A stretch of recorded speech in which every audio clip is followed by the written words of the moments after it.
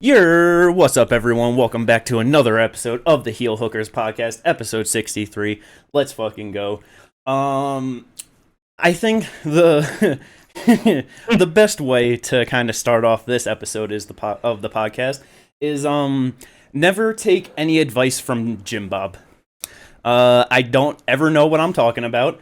I'm stupid, and that's basically that.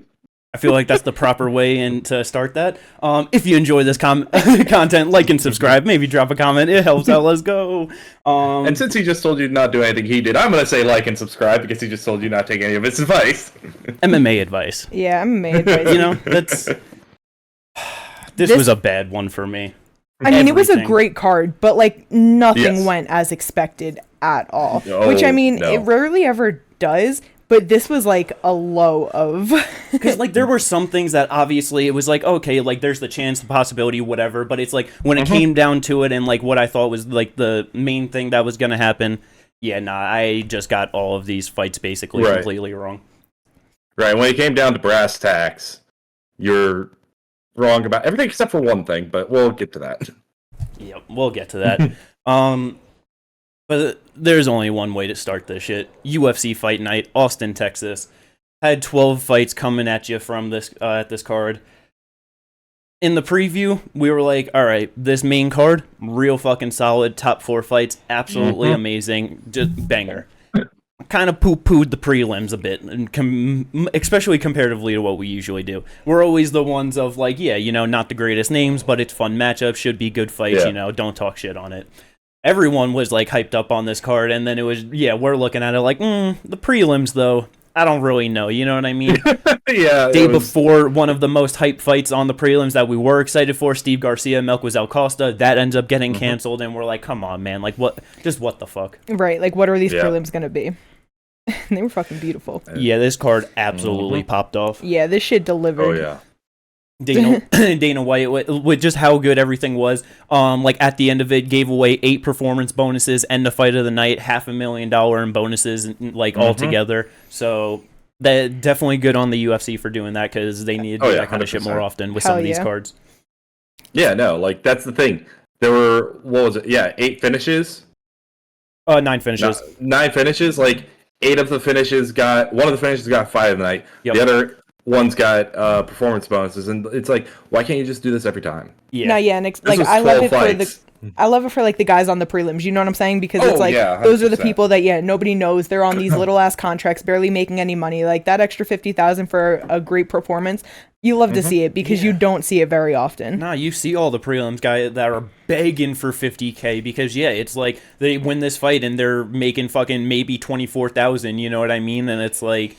So it just makes such a big difference. Just one thing with that too, it just post-fight press conference, just a reporter being like, "Oh, you're like Dana, you getting like more generous like in your older years, just like doing this," and Dana just kind of like smiling off, like, "Oh, I don't know," like just being able to be like, "Oh yeah, look at me, just being so nice," and it's like, bro, you're like, bro, like go fuck yourself. Can y'all stop sucking Dana off at the press conferences? Jesus Christ. I know. It was just one of those things where I was like, yo, this is crazy. Like, how you going to make him feel all like, I'm so generous? Like, well, that's the thing, is when someone is constantly like underpaying their fighters and not giving out bonuses and doing things like that, when they finally do, people are so quick to, oh my God, good on you. But it's like, brother, you should have been doing this.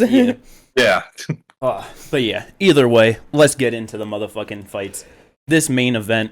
Coming in, number 4 ranked Benny Dariush versus number 8 ranked Arman Tsarukyan.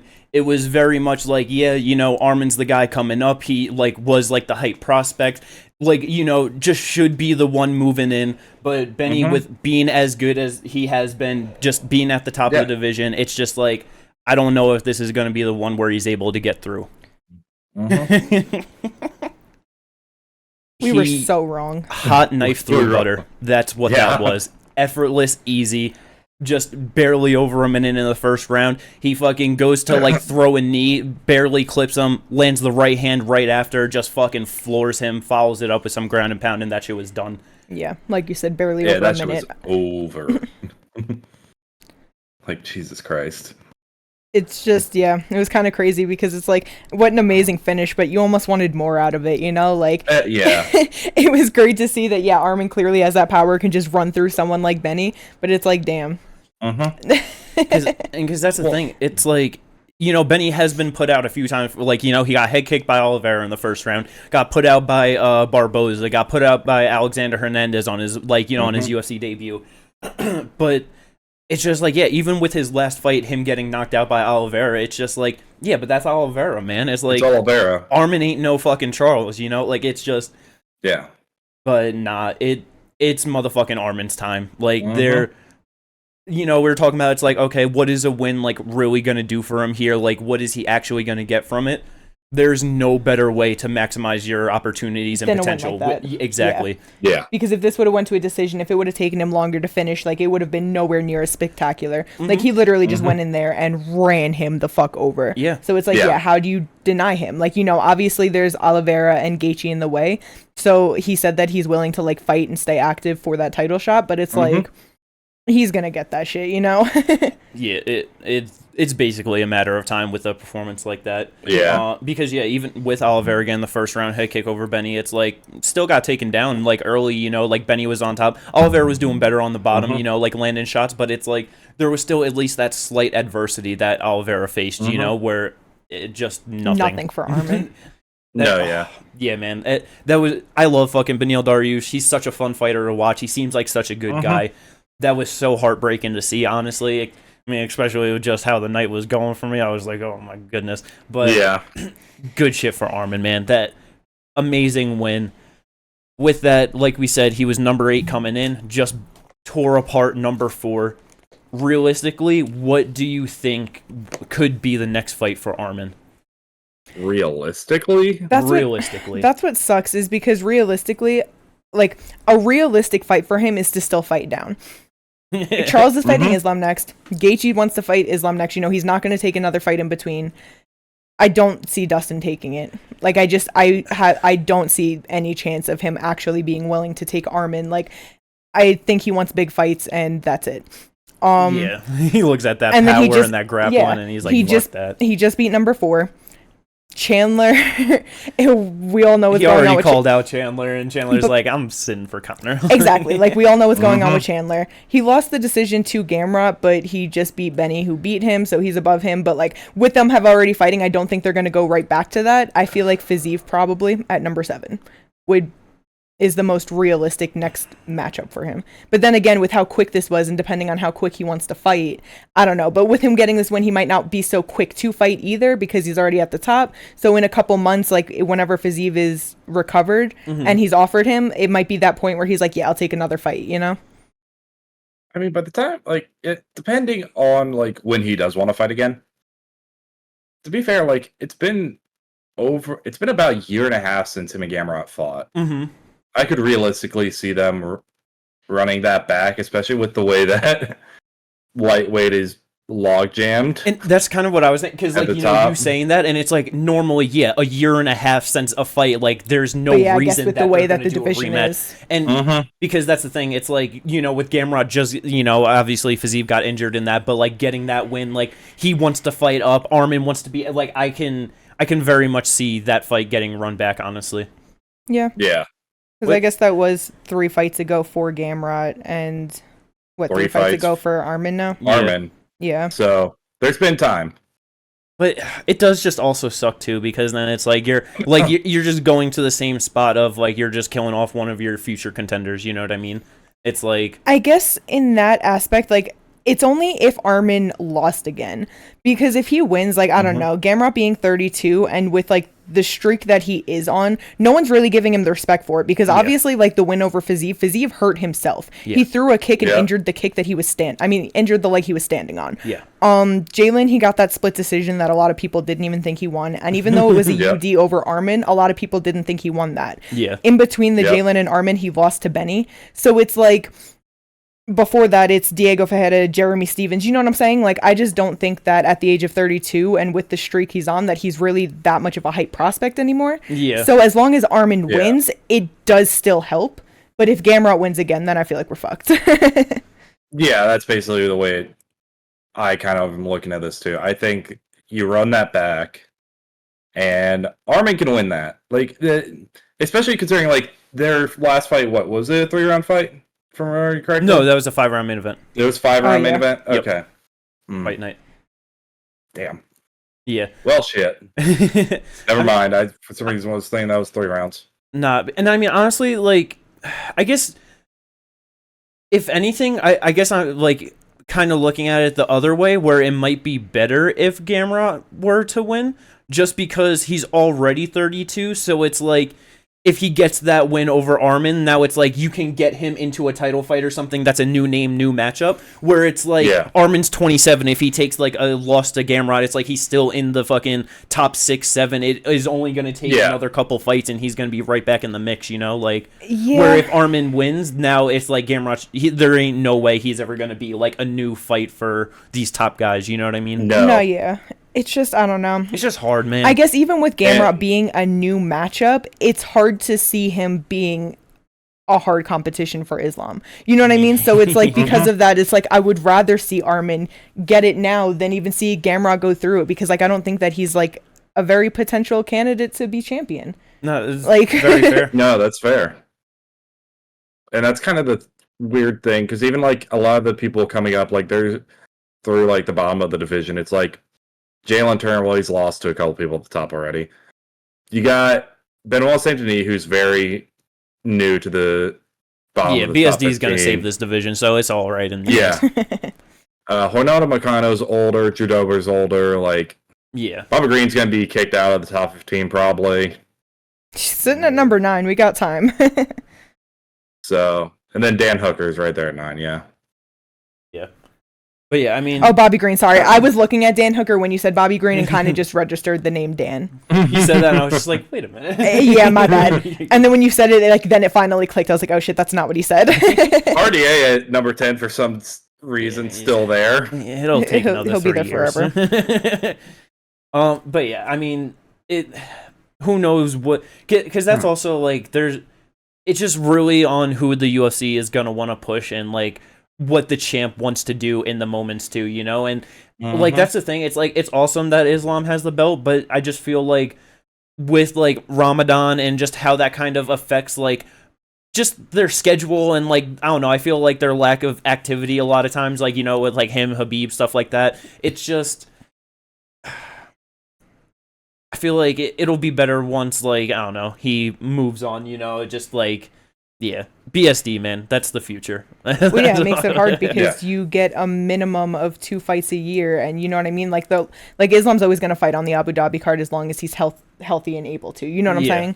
And other than that, like, you know, when we look at this year, for like this upcoming year, for instance, 2024, they've already announced all of like the title fights and everything that they're doing, and then April's UFC 300. Yeah, very likely he's headlining that. At that point, Ramadan's already going to be starting, so we might only get him in 1 fight in 2024. And so it's like, that's where it really sucks, because then it's like, yeah, we'll get that fucking Charles fight, and then come 2025, maybe Gaethje will still be down to take it, unless he's just like, fuck this, and then we'll get Arman. You know what I mean? So it's just like, it's fucked. And if they fuck up the schedule again, it might not be till Abu Dhabi of 25 that we get him again. Like, because, and that's the thing with your point, it's like where he might be able to fight like July, something like that, you know, International Fight Week, but they're just like, oh, like, we're not going to risk him not being able to turn around for October. You know what I mean? So they're just like, we're going to hold you off until October.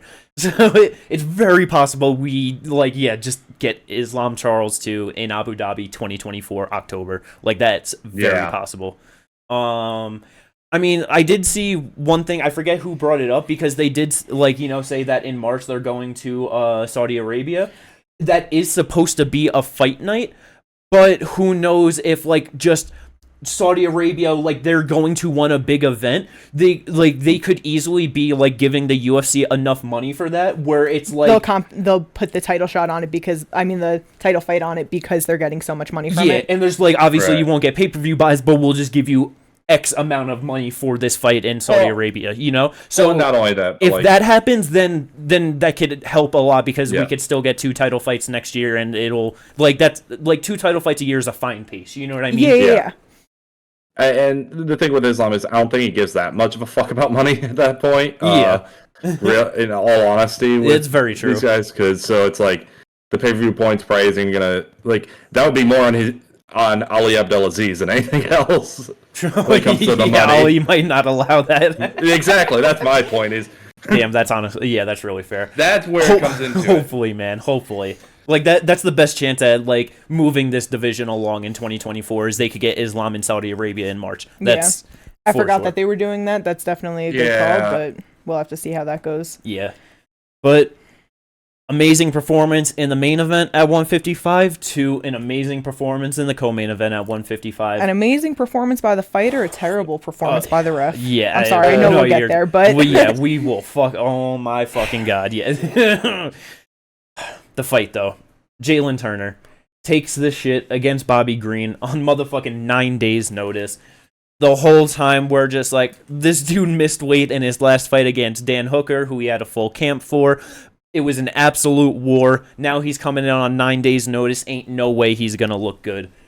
Goes to the scales. Apparently, the scales backstage was off by a pound, so when he first weighed in, 157, and it's like, oh, like, of course he missed weight, you know what I mean? Gets his time, goes back in, weighs 156, all good.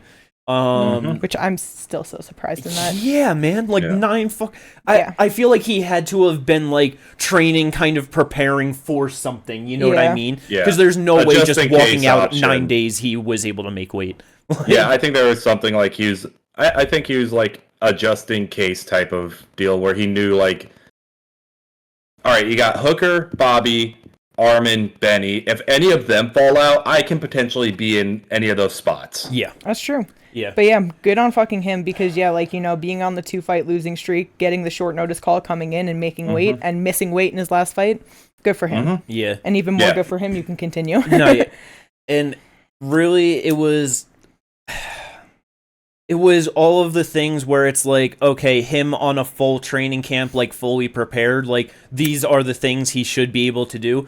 Just way longer, way rangier than Bobby Green. He was using good kicks, just the straight 1-2s. And just like, when it came down to it, just the classic straight punch beating the looping punch, you know what I mean? Bobby just wild, just overhand, looping around the side, and he just, leaning over with it. Jalen just snipes him with the right hand, and it's one of those things because Bobby just always hands down, moving his head so wild all over the place, and it's like when you're getting out of the way of the shots, it's like super effective, you're doing real good, but when you lean and you get caught like where you're going, it's good night. Like it's such a bad shot. And Rock, I was about to say, just hit him with that 1-2, rocked him. Bobby stumbles back. He just charges in. He tries to duck again. Same spot. Boom, another sniper for right hand and drops him. Bad. The fight could have been ended as soon as he got dropped. In all reality, I'm sure there would have been people complaining, early stoppage, but I'm sure it would have been fine. Yeah, because for me, what I was thinking was like the second he dropped him and landed like the 2 ground and pound punches, like it easily could have been stopped. He looked like he got put out for a second and woke back up with punches. And there's Kerry Hatley just standing over him.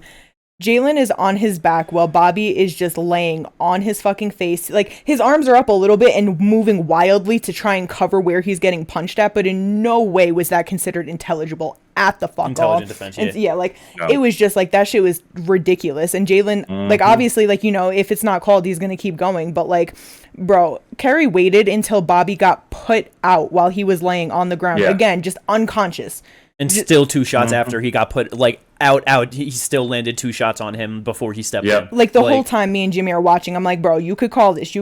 He's out. I'm like, he's literally out. You could get him. Like, you could call this now. And 2 more punches and he finally steps in. Bro, it was so crazy because, like, it was a couple minutes later, Jalen's up in his corner, and Bobby Green finally gets up, and he looked like he was drunk. Like, it was scary. His eyes were low and looked glazed over. He had this weird smile on his face, like he was not there. Clearly he wasn't. And just stumbling back and forth, just trying to get over to Jalen to, like, not anything, like, aggressive or anything, but you know what I mean? Just, like, some good shit. Yeah. Bobby's just a fucking fiiter, man. So he's just, like, he's waking up, and he, like, definitely is realizing, like, oh, shit, I just got put out. So he's just like, okay, I gotta go over to Jalen and be like, cause shit, bro, you just beat my ass. Yeah, like, but he looked like he just drank himself, like, stupid. Yeah, you could literally hear them, and Bobby goes up to him. He's like, "Man, what'd you catch me with?" And he's just like, "Right hand, man, right hand." It's like shit. Yeah, like so. But yeah, no, I was legitimately watching. I was with friends watching this in a VC, and I'm just like watching. I'm just like, Hatley, you can stop it. What are you doing? Yeah, no, like I was getting angry watching it. I had to apologize to stream for a second because like I've realized I was like getting loud and angry. I was like, bro, like he's fucking out. Get it? Like stop. It was sad to watch. Like it was one of the worst stoppages this year. Yeah, that was disgusting. Like hands down. That's really just the only way that you can frame it. It was just disgusting. Yeah. Good thing, like just too, commentary was just all over it. Like Dana White just saying to it, like, yeah, it was bad. Like, yeah, that shit was just so bad, man. And yeah, it's like, just, we see so many, like, people get finished and, like, KO'd and they come back fine and shit, and it's like, you don't think about it, but it's like, bro, there are knockouts that can change your life and change your career, you know what I mean? And it's like, Bobby Green, at motherfucking 37 years old, all the fights he's been into, like, through and shit, it's like, that is, like, that could change him. Like, he may not ever come back the same. Yeah, because it's like the one thing that you're supposed to be able to count on is the ref stopping the fight and, like, saving you. That's what they are there for, is to save you. And he just let him get put out, woken back up, put back out. Like, you know what I mean? There was no reason for him to eat those, like, 13 extra punches. No. It just, absolutely no reason. But with that... Good on Jalen, though. Like, I was really happy for him to break that streak, come in here like that and do what he did. I mean, well, not do what he did, but you know what I mean. You know what I mean. Get the finish over Bobby round one, Like, it's...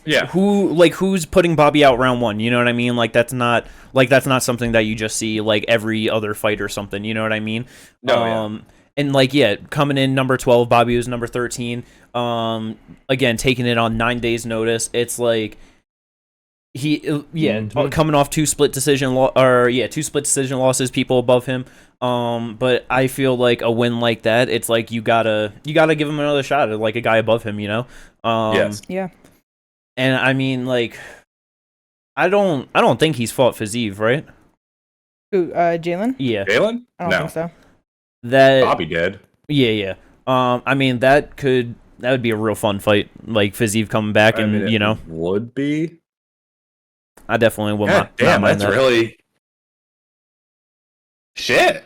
I mean, it's like that, or you do like what, him versus Benny coming off this loss. You know what I mean? Like, actually, you could do that too, but damn, Benny just gonna get flatlined again. Or subbed. Honestly, Benny might shoot in and get his neck taken. That's kind of then that's kind of the thing. It's like he should get someone above him, but it's like you're not going to run the Hooker rematch immediately. Like that one is definitely way too soon. Yeah. BSD should be fighting someone. Again, so BSD should be fighting someone like Hooker or someone like that. Someone he should be fighting higher than him. Yeah, no, he should be. Like, hard, and that's the problem. So I wouldn't do be think surprised it'll be if they Jalen did that. versus. Well, I think they'll probably like by time because they want to do Paris again for a fight night. Him versus BSD versus Fiziev is a big fight in Europe. I could see them doing that, and then like a Jalen Turner versus a Benny. Yeah.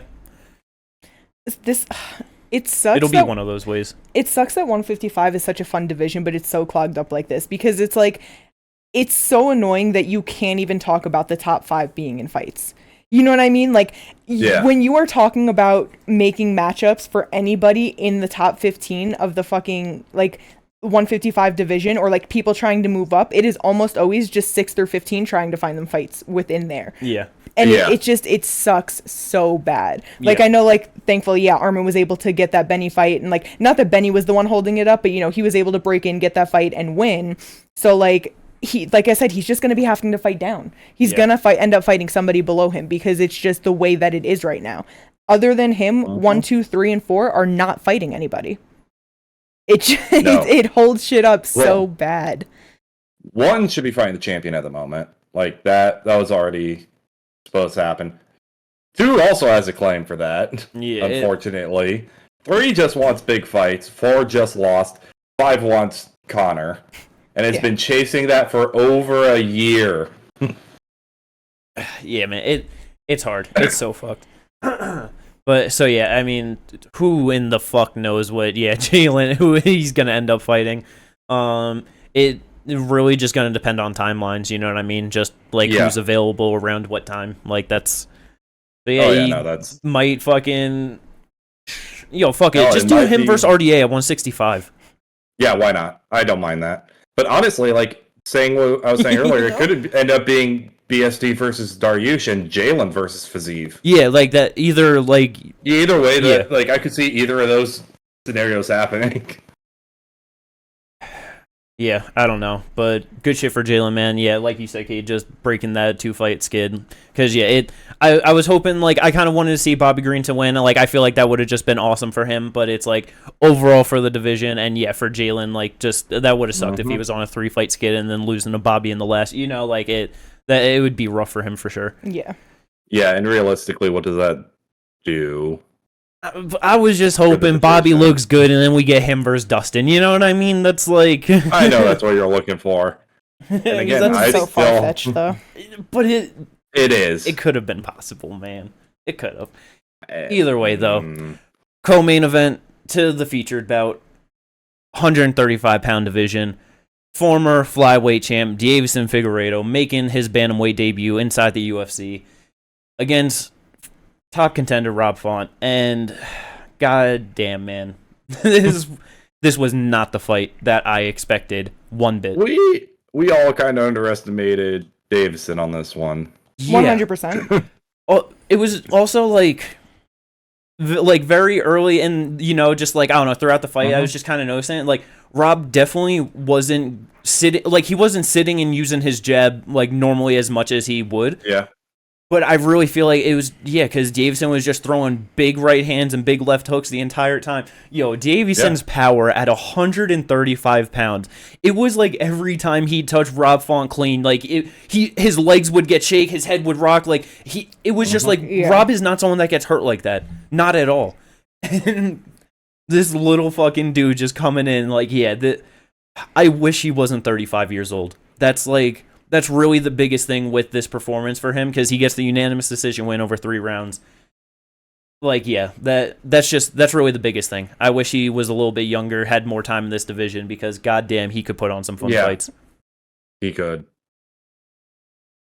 But because he was hurting Font that whole time. Yeah, I kind of just expected Rob to be like, I don't know. It's his division. He's real good at just like being that kickboxer in there and just like being long and striky and just getting it in. I don't know. Davison, like you said, just every time he landed a shot, he was hurting him, and it just threw Rob the fuck off. Yeah. Davison just able to walk him down, just do what he wanted. Like, and because I mean, like, there was a lot of points where he was just kind of like circling on the outside too, like wait, and we're just saying, Rob should have jabbed more and stuff.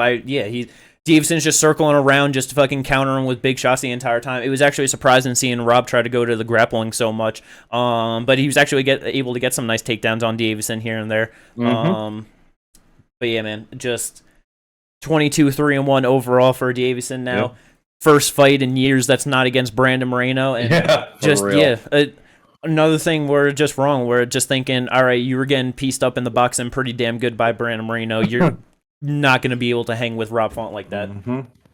But nah. Just not how it happened. Oh, but yeah. With that though, Davison getting a beautiful win over Rob. Where do you think this motherfucker's going to go next? Who would you guys like to see him fight? Piotr Jan. Yeah, he wants the Piotr fight. I think that would be a good fight. It makes so much sense.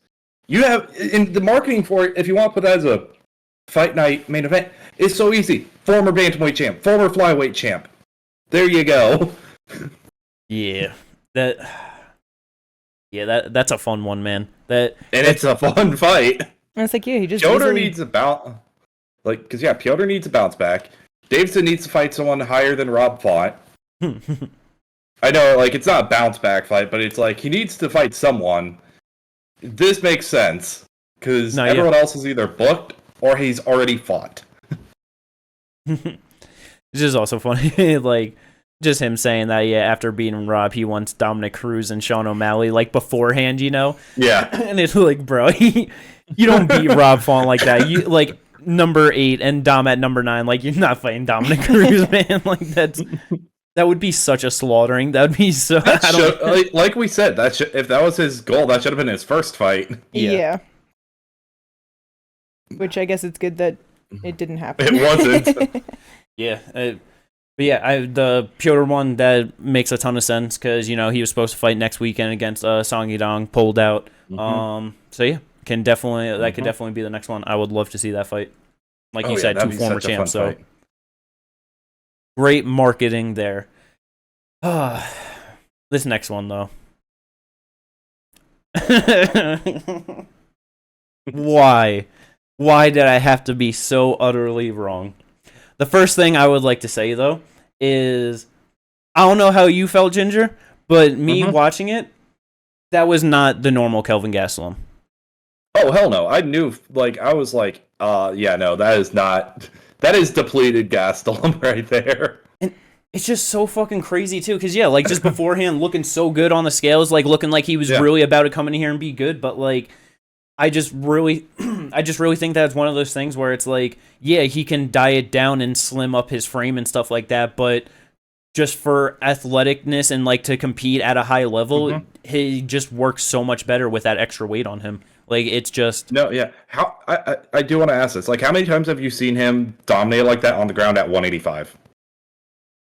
Can't recall a single time I've ever seen that. Exactly. I've seen him taken down by Rob and stuff, Whitaker, but not dominated like that. Yeah, exactly. He had nothing for Sean on the ground. But on the ground, but even on the feet, because it's he wasn't moving around, he wasn't being active, he just stood right the fuck in front of Sean. Jimmy pulled up the fight with him and Chris Curtis before, and within the first 10 seconds of the fight, it is literally him just bouncing back and forth, head movement, being all active and all over the place, because that's how he is just a bouncy fighter. But this time he's just in front of him. That Henry Cejudo influence, you know what I mean? Just fucking kind of very side on karate style a little bit, and just bouncing in and out. There wasn't a single bit of that, and I noticed it from the very first round. Where it just because Sean Brady obviously going out there, he's gonna take him down right away, gets him down, and because that's the thing, man. Sean Brady, we said it, he's a fucking tank at this division. For him to be able to grab a hold of Kelvin, and it was the third round where I just had to laugh at how ridiculous it was. He just goes in and grabs his leg for a takedown, and it's like Kelvin was on ice and he just fucking slipped right out. It almost looked like he threw himself into the takedown. Just when he gets a hand on a hold of you, it's just it's fucking crazy. But yeah, man, it was just so disappointing to see from Kelvin because like you said, I'm just watching that and it's he's not moving, not doing anything at all. And then like you said, I was just let me pull up his most recent fight, Chris Curtis, April of this year, literally this year. And as soon as I started, he's just bouncing right away, and it's man, he wasn't doing that. And I feel like he just spent so much time focusing on losing weight and making sure that he can make 170 and getting into shape for 170 that he probably just fucking drained himself. There are some people that can trick you when they get onto the scales, they can look good, but in reality they're drained as fuck. Just physically and mentally, maybe not even in that moment from the weight cut itself, but just from everything leading up to it. And it's maybe not training enough in certain areas because he was working so hard on gotta lose weight. So I mean, after just getting grapple fucked for 2 rounds, minute 43 into the third round, Brady gets him down, locks up the Kimura, just rips that shit, he taps, and that was over. Just very upsetting to see from Kelvin, honestly. And it just sucks because now at 2-6 in his last 8 fights, you know what I mean? It's trying out a new weight class, and that's always the risky thing with being oh, you're not doing good, and it's okay, let me move up or move down, because it's this is your okay, I'm trying to start something new, this is a new run, and then you just lose that right away. So it's just where do we go from here? I know we were talking about it, and it's you were saying, he definitely just shouldn't be fighting top 15 guys right now. He should just have a good run of very scaled back competition. I was about to say, it makes me glad that he had to pull out of the Shavkat fight. I said the same thing yesterday. Murdered him. Ginger, I said the same fucking thing. After it, I was just remember when he was scheduled to fight Shavkat? Thank God that didn't happen. It would have been a fucking murder. He might have just gotten knocked out round 1, honestly. Like, and this type of fight also, like, because he wasn't doing his normal thing, but it's like one of those things where I'm just like, man, I really wish we would have gotten that Jack Della Maddalena Sean Brady fight, because that actually makes it look so much more interesting, considering what Basil Hafez was able to do, what he was able to do against Kelvin. Like, I think it would have been an interesting fight. Yeah, oh man, good shit for Sean Brady though. At the end of the day, for just getting pieced the fuck up and smashed by Bilal in his last one, to come back out and do that to Kelvin, like, that's definitely how you want to get back on the winning track. Hell yeah. But it like, that's the thing. It's like, where does this motherfucker go? You think they'll try to go back to the JDM fight? I know you want to see him fight Jeff Neal, but it's like, if for whatever reason that can't happen, you think that they'll just do that with Jack at 11, Sean at 9, but just beating Kelvin? Like, I know Kelvin isn't ranked at 170, but who knows what they'll do with that? Yeah. Well, and that's kind of the thing, because, like, if you wanted Sean Brady to fight up at this point, there's not anyone beside. Like, that's the thing with Jeff Neal. He could either fight Sean Brady or Jack Della Maddalena. Yeah. Because for Sean, like, that's the only person right now he can fight up against. Vicente's booked, Stevens booked, Rachmanov booked. Burns was injured and trying to come back. Colby has a title shot. He just lost to Bilal, and Usman is way too high at that point for him to get shot at. I mean, like, depending on what the UFC, like, wants to do, and, like, if they feel like pushing him or whatever, it's like, I don't know. We could end up like him versus Gilbert Burns. You know what I mean? No, we could. Like, 100%. I feel like that's very possible, because that is Gilbert, out of everyone ranked in the fucking welterweight division, this dude's fighting anyone. I was gonna say he'll fight anybody. 100%. Don't give a fuck. And that is a dangerous fight for Sean. Not only on the feet, but the submission threat that Burns has. Like, that is a dangerous stylistic matchup for him. Exactly, and that's like that. I mean, it's a real rough one, like... Oh, yeah. Like you said, stylistically, that might be the worst matchup in the division for him. But, Gilbert is getting a little... worse, but... Yeah, probably. Because more technical striker, but it's like more dynamic. 1 and 2. But those are like 1 and 2 right now. Well, like, yeah, man, I would not mind seeing that, because, like you said, the fucking jiu-jitsu of Gilbert Burns, it's like, that's not... seemingly that in your head thinking about it, that's not someone where he's just gonna take him down and have like a field day on the ground with him. You know what I mean? Yeah. To be fair, that strength could be a very big factor. Gilbert, a guy that came up from 155 originally. You know what I mean? Like, I don't know. That honestly could be possible. He might be able to like kind of ragdoll him a little bit. But I feel like he's been at 170 long enough to. Oh yeah. Like for sure. But like just the like, I don't know. I just feel like Sean, like, there ain't no way Sean Brady would ever at any point in his life make, like, 155. Yeah. Like, so I just feel like naturally just being a bit bigger, and because that's what I mean. Kelvin fighting at 185, like, like you said, yeah, he's been taken down by, guys like Rob Whittaker, fucking, Jack Hermanson got the heel hook on him, Chris Weidman, but like, even they weren't doing that to him in that kind of a way. You know what I mean? Like, yeah, exactly. So like that strength in the grappling definitely can't be underestimated. But yeah, it's like just, Gilbert's not going to be scared of the grappling, so he's going to let them hands go, and that's where it's scary. Because he can put you out with these or with this. Like, it don't matter to Burns. He will do what he needs to. Yeah. And I feel like that would just be the best way to keep like the division flowing too. Honestly. Oh yeah, 100%. Because like you get Jack Della, like, because easily you could do this. You can get Jack Della Maddalena versus Jeff Neal, Sean Brady versus Burns. If Ian wins, you can put him up against like the loser of Leon Colby, especially if it's Colby. Even though I don't think Colby takes it, but he ain't taking that. Yeah, it does kind of leave Ian out. I feel like the most, but that would be funny too. If, like, fighting the soonest right now out of the rest of them. But we got time to see, because I feel like Wonder Boy's probably gonna lose to Shavkat, and then I feel like they could end up trying to go back to that. Honestly, I mean, I know Ian called him out after his last one. I feel like Thompson, if he gets destroyed by Rachmanov, I feel like he retires at that point.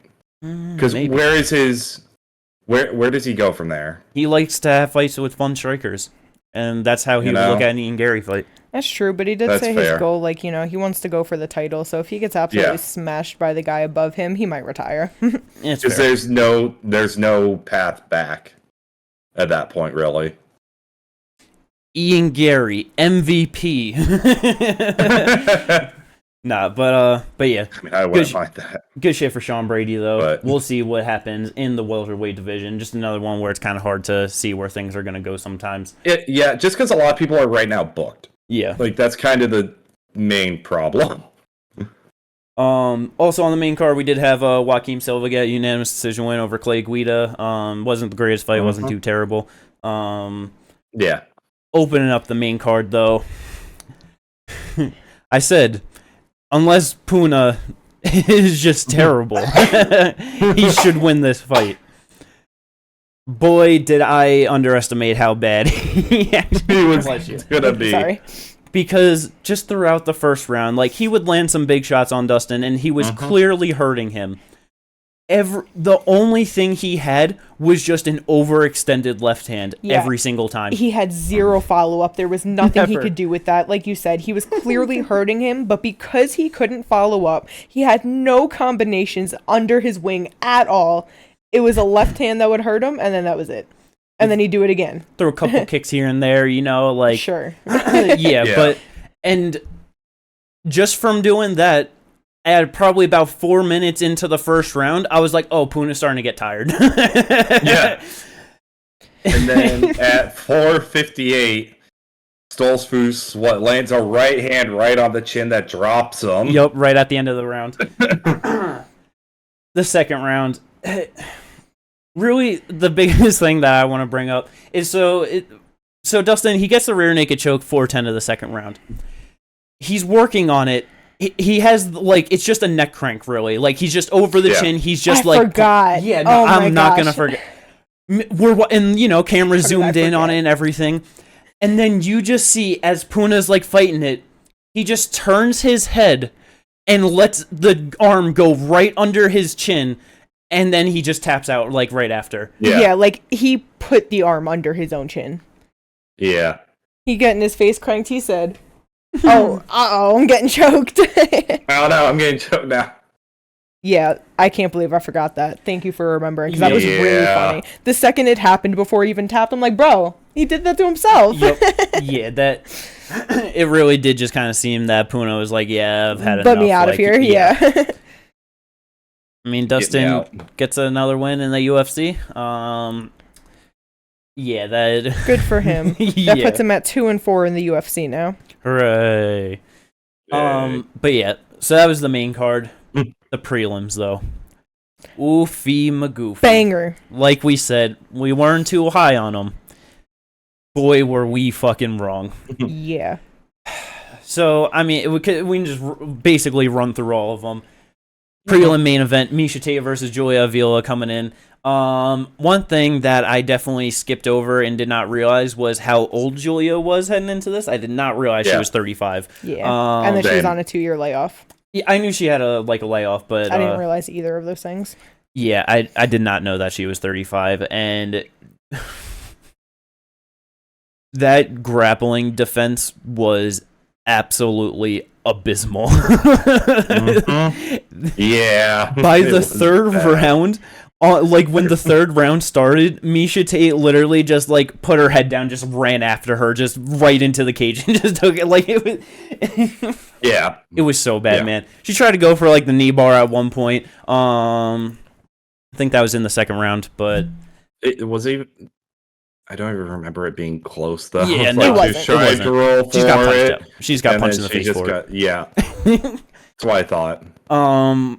Third round rear naked choke for Miesha Tate. Good for her. Her first finish since getting the rear naked choke over Holly Holm in 2015. That's been a minute. Yup, since the title. Before this win, that was actually like her second win that like she had. Her last win was Marion Renault in her comeback, and then before that, it was choking out Holly Holm to get the belt. Jesus Christ. Yeah. So good for her. This was a great performance. Yeah, it really was, honestly. Like, as I was watching, I'm just like, this just sucks for the division. Like, I'm just like, this is just so bad. Like, why? But then, yeah, you brought up that she was 35, and I was like, oh, so this didn't even matter anyway. And so I was like, okay, good for Miesha Tate, man. The whole fight was just it was bad for the division. Yeah. Oh shit, Myra Brana Silva ranked again. Sorry, I just went down to like go see where they were, and everyone was dropped down one. I was like, what? Myra ranked back at 3. All right, then, sure. I know that was really irrelevant. My bad. In January, or well, no, I guess it would have been in December because she fights January. I don't know. Like I said, my bad. I know irrelevant. Just saw it, popped in. But yeah, so good shit for Miesha Tate. But now this shit. This is the real shit for the prelims, to be honest. History was made in Austin because the last time that we had a slam finish in the UFC was 2020. It was actually Jordan Levitt in his UFC debut. Mm-hmm. The last time we had 2 slam finishes in a single year in the UFC was 2001. Yeah, 2001. Now, did you notice the gaps in the years? Did you really pay attention to them? Not too much, but I know that some of them were just... Well, because from 17 to 20, there was one every year, but then it was 98, 01, 03, 05, 010, 012, and then 015. I mean 015. 15, 17, and yeah. So, it doesn't happen very often. Yeah, not at all. There was a 5-year period where it didn't happen. And we got 2 of them in a row, both in the first round, both damn near at the same exact time, too. Yeah. A minute 41 into the round for Jakar Close. And a minute 49 into the first round for Cody. Yeah. Back to back. Because with the Jakar one, as soon as the fight starts, Joe Selecki's like, I'm taking you down, motherfucker. Takes him down on the cage, starts working towards the back. It's like, oh, man. For a layoff for Jakar, 35 years old, it's like, this is so fucking rough to start the fight. The worst way possible. Ends up reversing position, gets on top. Selecki goes to throw in the armbar. Just picks him up and slams him on the side of his head. Yeah, because I feel like usually when you see people going for the armbar and somebody stands up to pick them up, they lean down with it and their arm goes down. Yeah. And then they slam them and they get slammed on their shoulders or their back and stuff, because they keep their head up.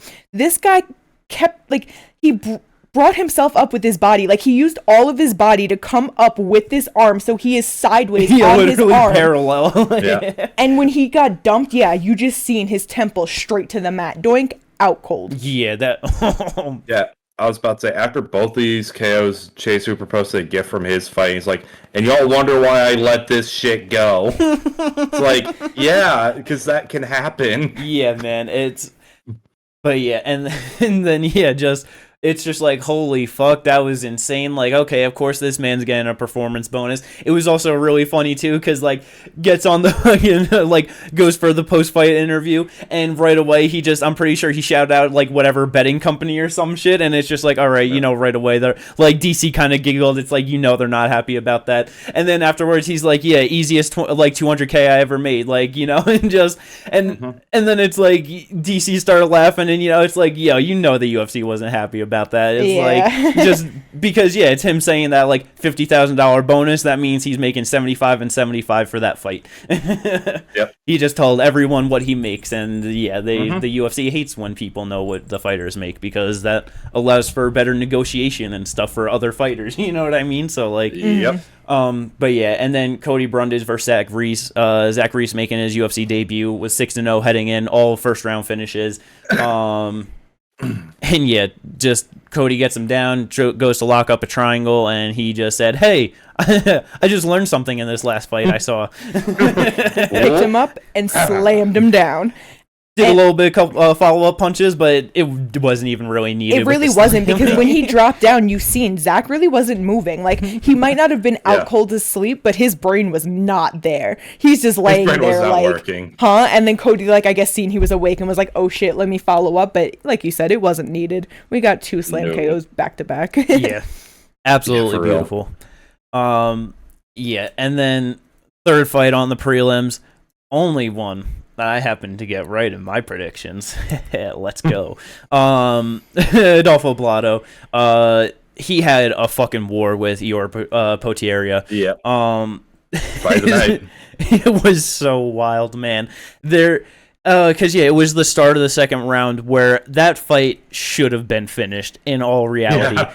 I'm watching it, and because the ref in that fight was, I'm pretty sure he's like a Brazilian ref, and I was just like, oh, he's got the ref on his side. He's gonna let him get through this, and then able to survive. Eeyore was definitely getting tired after that, and then just able to turn around, finish him off. Absolutely beautiful, man. Just what a debut for Bellato. Mm-hmm. Oh yeah, that was fucking crazy. Because it was even in the beginning of the second round that he was getting touched up, getting hurt because. The strikes in the second round, it's 62 to 38, significant strikes. Yeah. 62 to 36, sorry. But it's like, in that first half, Ihor was touching him the fuck up, and Adolfo was like, nah, get out of here. Yep. And just, even this ref, he did let it go on a bit longer than he should have, but he was nowhere near as bad as Bobby. No, for sure, no. It was a great fight. Yeah. It's just...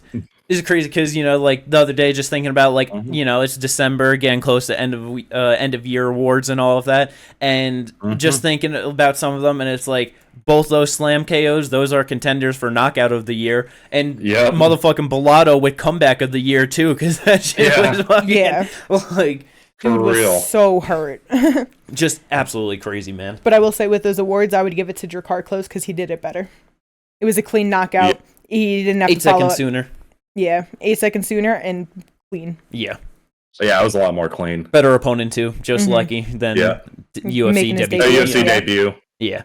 But and then second fight on the prelims, Jared Gooden versus Wellington Turman. Another just crazy fucking fight. Yeah, no, they're just banger. Yeah, man. This whole fucking card was just so good. Ended a minute 11 seconds into the second round. What were you gonna say, Ginger?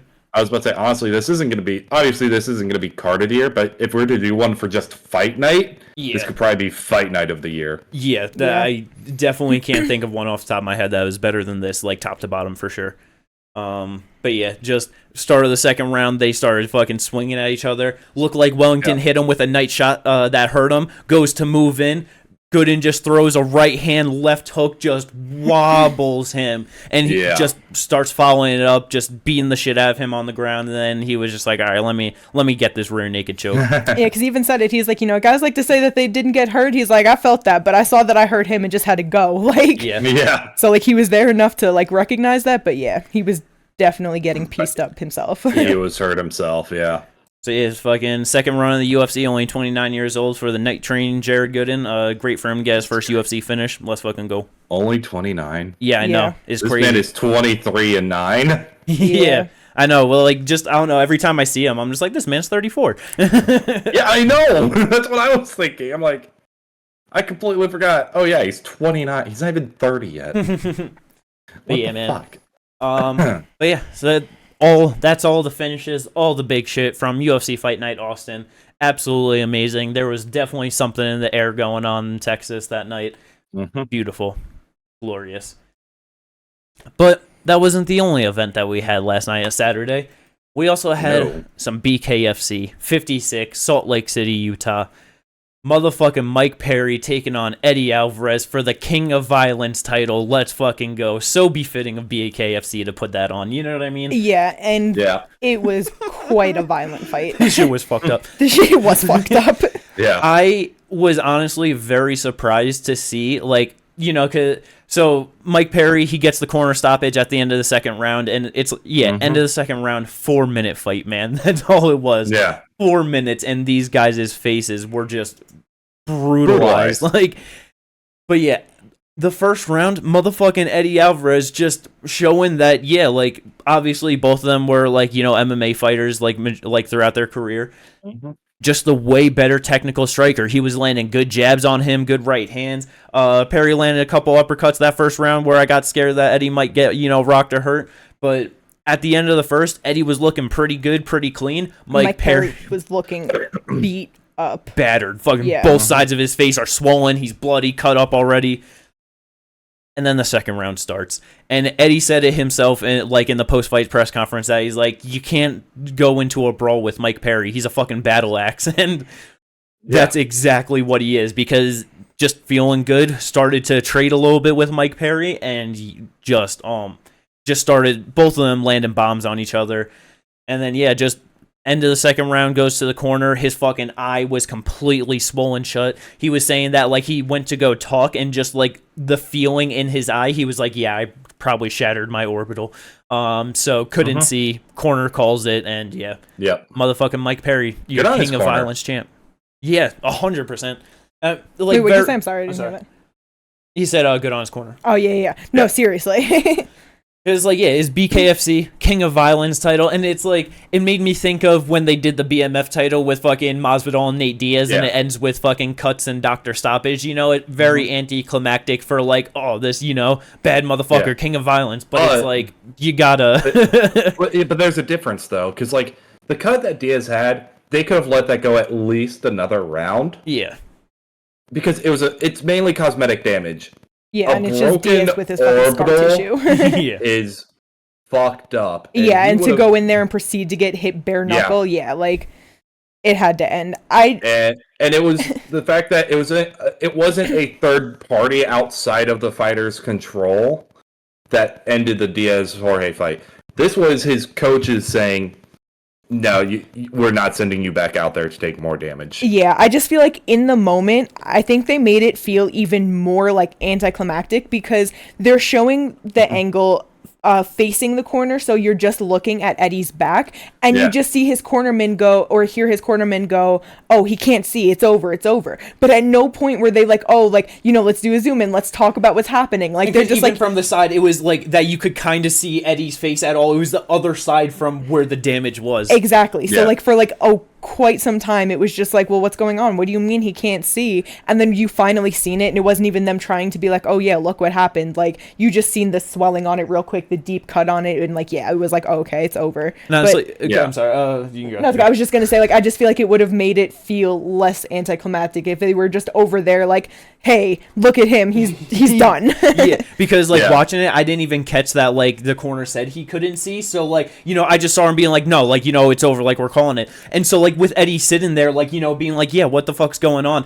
Like, the only thing I saw were like his hands sticking out, and like, you know, it's bare knuckles, so your hands are gonna be looking just destroyed. And I'm just like, did he break his hands or something? And his corner was like, you know, like, no, we're not sending. So I like, you know, watching it, I didn't even hear that. I was even more like, what the fuck was going on? Because I think Eddie said something, because I didn't hear what Eddie said. I just heard his corner go, oh, you can't see, it's over. So But because not being able to see out of one of your eyes, and like, even if the orbital wasn't broken, you know what I mean? Like, if you can't see, like, bro, you should not go back out there and bare knuckle against Mike Perry. I was about to say, you're gonna be eating shots on that side all night long then. Yeah. I was about to say, 39 years old too.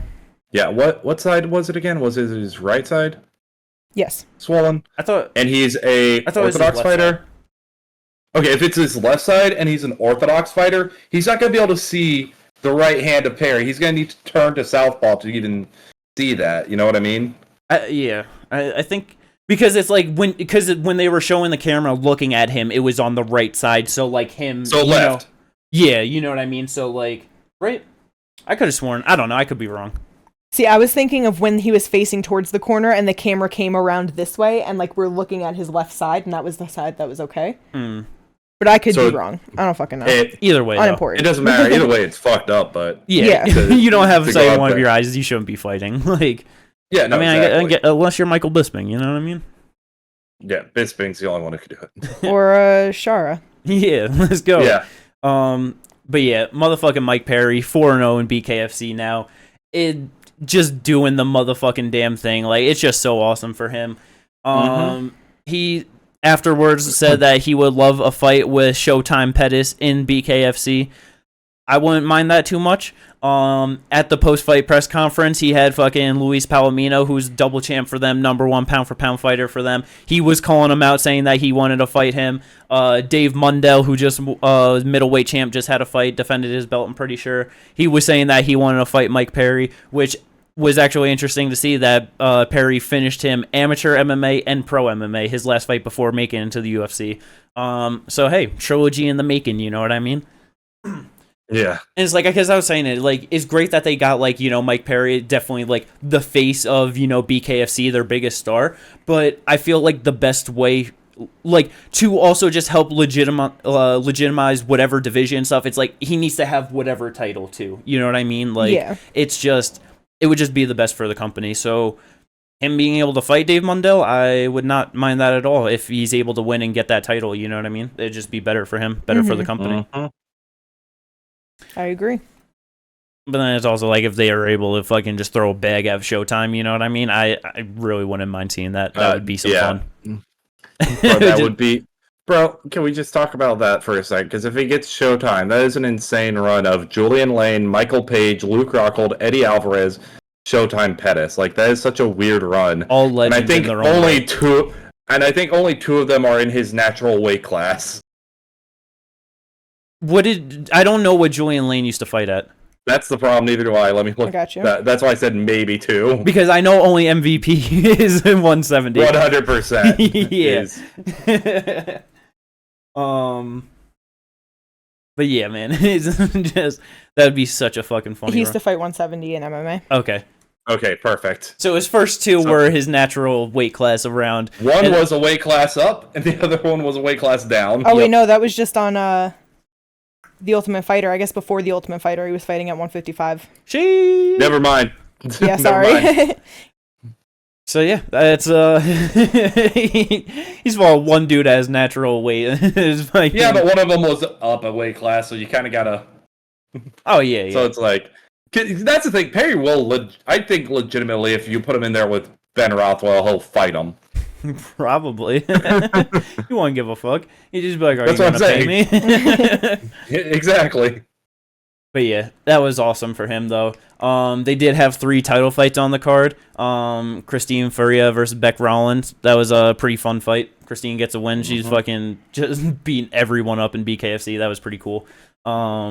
Beck able to hang around this time, though. Yeah. Didn't get finished, but got beat the fuck up. Yeah, face was a mess by the end of it, for sure. Other title fights were not that great, to be honest. Yeah. It was just really funny. The one thing I want to mention of Kai Stewart, after he won, he was just like, all these UFC stars coming into my sport in my division. He's like, I want to take you guys out. Dude fights at 145. What UFC stars are coming into his sport at that weight class? Because, yeah, Chad Mendez came in, but he fought Eddie at 165. Yeah, Eddie's a 55er, Perry's a 70. Like the only 2 that I can think of are Jeremy Stephens and Chad Mendez. Jeremy Stephens just fought on this card against Jimmy Rivera at 155. John Dotson's a 25er. Literally, there's not one old UFC guy that... I mean, the only person I can maybe think of is, what, Dustin Pig? Maybe. Yeah. But it's like, he's not even close to a UFC star. He's just a bare-knuckle guy at this point. No, yeah, exactly. Like, that's a weird way to call people. Like, if it was, like, someone at, like, 65 or, like, 70, it'd make more sense. Yeah, made no sense at all. It was just really funny. But then, yeah, the only other real notable fight on this card, we did have Jeremy Stephens making his BKFC debut against Jimmy Rivera. He is just so much bigger than him in there. Like, he was just landing the more damaging shots. By the end of the 3rd round, cuts were too bad. End up calling it, and yeah. I mean, we could end up seeing Jeremy Stephens versus Mike Perry at some point, too. You know what I mean? That was something I was going to bring up. Was we could see that, which is a wild drop-off in name value. But hey, to be fair, it could happen. You want to talk about a weird run outside once he left the UFC. Fights in the PFL for 3 fights. Fights Aldo in boxing. And it's another guy in boxing, now bare knuckle box. Like, yeah. And Perry just leaving the UFC to fight all former UFC guys, basically, in bare knuckle. Yep. Yeah. One non-former UFC guy MVP and former Bellator. Yeah. Or current Bellator still. But yeah. Either Allegedly. way, BKFC 56, pretty solid night for them. Good old fun. I did forget to go into it after the UFC card. I guess we could talk about it, right? Tapology. You guys want to know the results? Well, I said it before. I got one fight right. Bellotto round 2, KO TKO. I got that perfect. 100 points for Jim Bob after 12 fights. I don't have it pulled up, but I think I only got 3 right. Maybe 4? You got 4. I got 4. You got 4 right. 3 semi-perfects. For a total score of 245. The thing is that Ginger won, but he's only capable of winning the weeks that me and Jimmy have all-time lows. Because every time, obviously, it gets lower and lower that we have our worst weeks, and this was by far the worst week. And Ginger's like, haha, I did it. Finally.